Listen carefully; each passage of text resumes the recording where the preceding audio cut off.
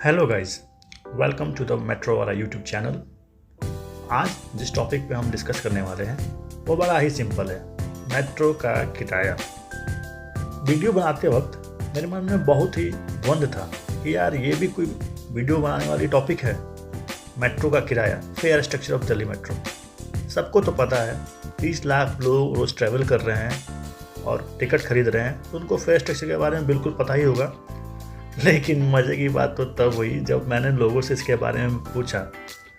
यहाँ तक कि रोज़ ट्रैवल करने वाले लोगों में भी इसके बारे में कन्फ्यूज़न है कि आखिर एग्जैक्टली मेट्रो का किराया किस बेसिस पे कैलकुलेट किया जाता है।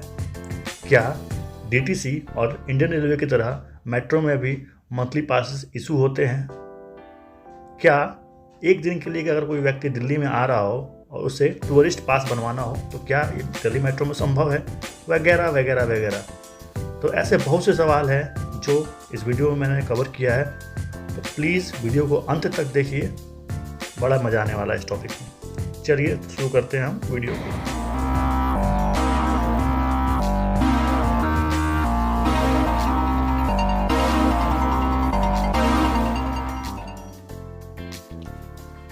दोस्तों, दिल्ली मेट्रो का किराया 10 रुपये से शुरू होता है। उसके बाद 20, 30, 40, 50 और 60 रुपये पे अपनी अधिकतम सीमा पर पहुँचता है। इसका मतलब ये हुआ कि आप 60 रुपये से पे करके अपनी सिंगल जर्नी के दौरान दिल्ली मेट्रो में कहीं से भी कहीं जा सकते हैं। दिल्ली मेट्रो में किराया दो स्टेशनों के बीच की दूरी के आधार पर नहीं, बल्कि रेंज ऑफ किलोमीटर के आधार पर तय किया गया है। इसका मतलब ये हुआ कि 10 रुपये का किराया देके आप दिल्ली मेट्रो में 0 से लेके 2 किलोमीटर की यात्रा कर सकते हैं। वैसे ही 20 रुपये का किराया देके आप दिल्ली मेट्रो में 2 से 5 किलोमीटर, 30 रुपये का किराया देके 5 से 12 किलोमीटर, 40 रुपये का किराया देके 12 से 21 किलोमीटर, वैसे ही 50 रुपये का किराया देके 31 से 32 किलोमीटर और अधिकतम 60 रुपये का किराया देके 32 किलोमीटर से ऊपर किसी भी डिस्टेंस की यात्रा कर सकते हैं। इस तरह के किराए का सिस्टम रखने के कुछ फ़ायदे हैं तो कुछ नुकसान भी हैं। नुकसान ये है कि अगर किसी व्यक्ति को 5 किलोमीटर की यात्रा करनी हो तब भी उसे 30 रुपये पे करने हैं। अगर उस व्यक्ति को 11 किलोमीटर की यात्रा करनी है तब भी उसे 30 रुपये ही पे करने हैं। इसका मतलब ये हुआ कि किसी रेंज के अंदर शॉर्ट डिस्टेंस तक ट्रैवल करने वाले लोग घाटे में यात्रा करते हैं। इस सिस्टम का फायदा ये है कि मान लो किसी व्यक्ति ने 30 रुपये दे के कश्मीरी गेट से केंद्रीय सचिवालय का टोकन लिया और यात्रा शुरू कर दी। यात्रा के दौरान किसी भी कारणवश उसे केंद्रीय सचिवालय से 4 स्टेशन आगे दिल्ली हाट आईएनए पे उतरने की ज़रूरत पड़ रही है, तो ऐसे केस में उसे अलग से कोई टोकन लेने की ज़रूरत नहीं पड़ेगी।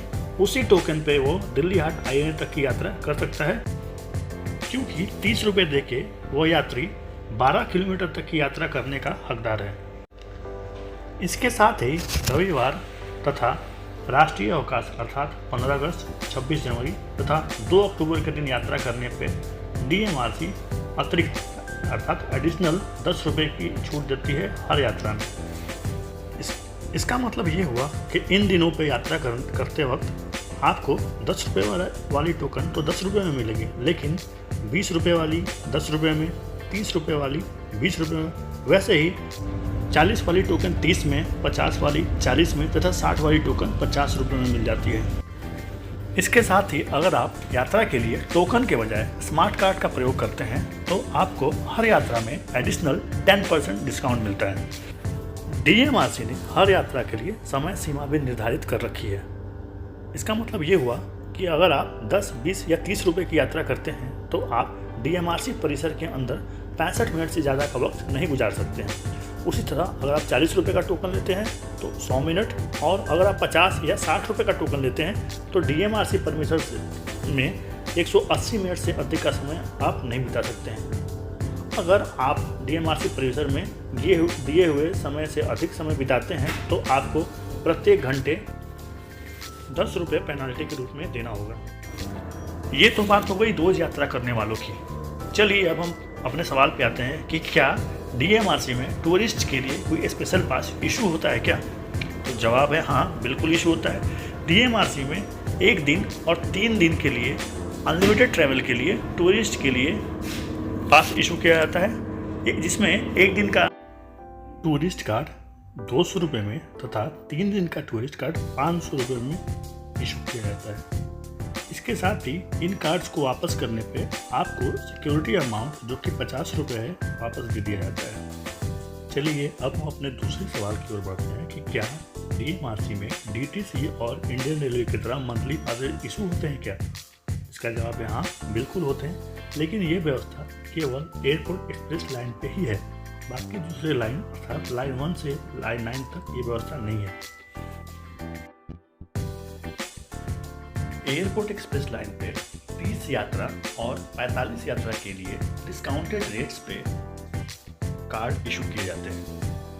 अगर कोई व्यक्ति प्रतिदिन नई दिल्ली से एयरपोर्ट एक्सप्रेस लाइन के IGI टर्मिनल 3 तक यात्रा करता है तो उसे एक यात्रा के लिए 60 रुपये देने होते हैं। इस हिसाब से 30 यात्रा के लिए उसे 1800 रुपये देने होंगे, लेकिन स्पेशल कार्ड के जरिए वो 30 यात्रा केवल 1300 रुपये में पूरा कर सकता है। इस वीडियो में बस इतना ही। अगर इस वीडियो में दी गई जानकारी आपको अच्छी लगी हो तो इस वीडियो को लाइक करें, अपने फ्रेंड्स और फैमिली के बीच शेयर करें, और अगर चैनल पर नए हो तो इस चैनल को सब्सक्राइब करें। मिलते हैं अगले वीडियो में, तब तक के लिए अपना ध्यान रखें। जय हिंद।